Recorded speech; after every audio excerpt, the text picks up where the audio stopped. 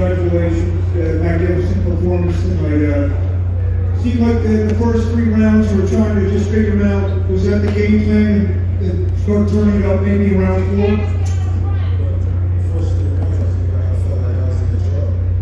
I think he was trying to figure me out. Did you feel that you were frustrated? He tried to lift you up, he headbutted you. Were you sensing that you were frustrating him? Of course. He was a little frustrated in there, but that's part of the game. Last question is, it's right after the fight. Have you feel yet the significance of this win and what it means in your legacy and your career? To be honest, when I set my sights on doing something, and I know what I'm capable of, it's not like a surprise to me. It's a surprise to y'all because y'all didn't believe it. But for me, I know I can do it. And I believe that I can do it. I just need the opportunity. Terence, when did you know that you were going to beat him over your ankle? When he signed the contract. You seemed to focus mostly on body punches, and you were hitting in that. Was it your reach that gave you the advantage? It was everything. He wasn't hitting the body or anything. He was hitting my elbow. I was blocking him, but I think I was the better man. What was that moment where you were pushed aside by the ring, and they suspended they called a timeout for a second, and then started the fight again in the middle? I think it was the 7th inning. I got headbutt. I got cut. I got all these stitches. You can see it? No. Oh, yeah. He headbutted. I got all these stitches out there. Hey, bud. Straight back. Right here. What's up, Dan? Congratulations on the victory. I want to ask you a little bit about the history that you made tonight. I want your opinion on which means the most to you. You became a 5-division world champion. You became the 4-division lineal champion with Mayweather and Pacquiao. You became a 3-time undisputed champion, the first ever in the 2, 3, or 4-belt era. And you became the 2nd undisputed champion in 3 weight classes when there was only 1 champion back in 1938 with Henry Armstrong. That's a lot of stuff. You hear that? You hear that?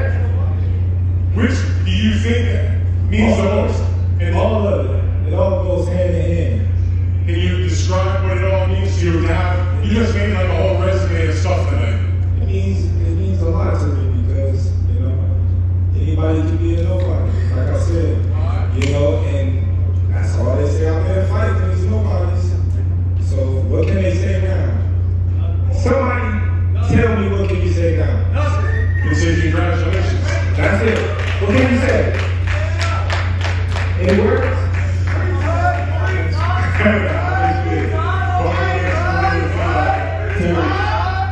A lot of the conversation about the fight was you moving up 2 weight divisions. I wanted you to describe, once you got in there, how did it feel in terms of fighting at that weight and the bulk that Canelo tried to put upon you? I was stronger. I punched harder, and I was just it. A lot of people put too much into me moving up in weight and things like that. But like I told y'all once before, Canelo is not a big guy. He's a smaller guy fighting in a big weight class. Me and him is practically almost the same height. I'm a little taller. My arms are longer than him. He got a little wider frame, but he's a little shorter.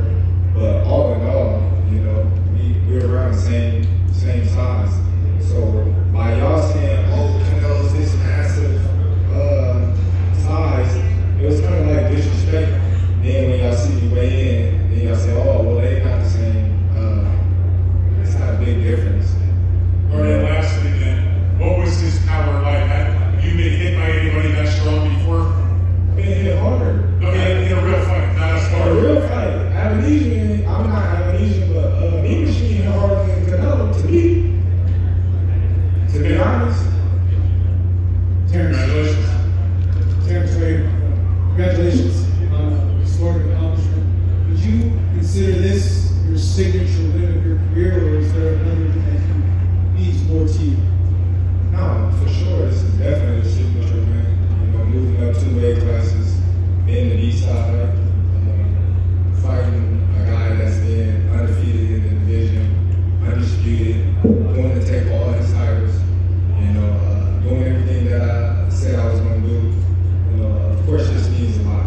You know, my other undisputed runs, you know, I had titles, things like that. So I was coming in as a champion as well. But this one, you know, I was coming in as an underdog, no championship belts, you know, and I felt like everything was on the line. At any point, did you feel you had to make adjustments in the ring? Well, you know, around like the 6th round, I felt like I needed to step it up a little more, you know, getting more control of the fight, because the fight was going like a seesaw effect. And when you were announced as the winner, you went down on one knee. Just describe how that moment felt to you and what was going on in your mind. No, I knew I won. When the last bell rang, I knew I won. You know, like I said before, God don't make no mistakes, and it's no mistake that, you know, I'm here for a reason. And I've been telling y'all that all week, that it's God's plan, not my plan. I just, you know, carried out his mission. Terence, when we spoke on Tuesday, you talked about a lot about your preparation and how confident you would, in leading up to this, and how you would break this fight down and how it was going to go. Did it go exactly to plan as you prepared for this for the last couple of months? Was it each round? Did it go as planned? Of course, you know, everything that we set our sights on to do in the fight, you know, we executed. You know, I wanted to do a little more, but my coaches wanted me to keep doing what I was doing that was working. You know, so I had to make sure that I was disciplined and keep doing what was working. And then I know you said you weren't surprised, obviously, in how you dominated, but was there any surprise that as the fight went on, he typically feeds off those later rounds and builds momentum, but it appeared that he got more frustrated and weaker maybe, or less conditioned? Did that surprise you at all? I don't think he was less conditioned or anything. You know, I just think I was a better man. I think you're not giving him enough credit, and you're trying to take things away from him. He was 1,000% prepared. You know, I just think I was a better man than him. But so much goes on behind the scenes that we never get to see. Long nights of preparation, sticking with the same team through adversity, and many